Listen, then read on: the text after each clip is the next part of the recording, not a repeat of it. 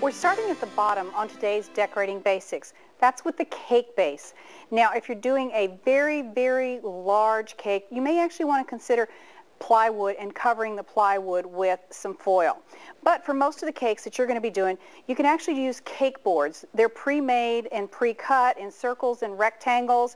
If you are having a unique shaped cake, you may actually want to go ahead and cut it to the shape of the cake. Now, I'm going to show you how to cover it. There is these different colored foils that you can buy, and you'll want to take your circle and mark it anywhere from 1 to 3 inches around.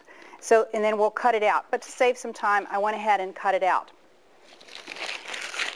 And because you're on a circle, I want to show you a circle because that's probably just a little bit harder than, what a rectangle. A rectangle you just wrap like a gift. So you're actually just bringing it in like this and folding it. And we're going to tape it in a minute, but you're just wrapping it. That's all, bringing it up.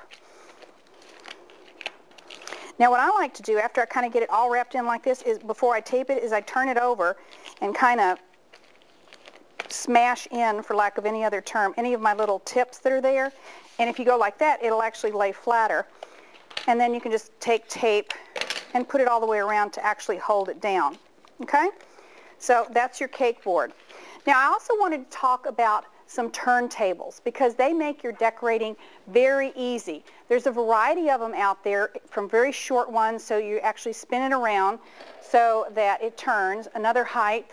This is actually a nice height for doing the rosettes on the side of this cake. And then there's some out there that actually will tilt. So if I had a cake that I wanted to write something on the top, I could turn it toward me and I could actually make it a little bit easier to write on rather than going overhead. So you might want to consider bases and turntables when you're decorating because it will make it a lot more convenient.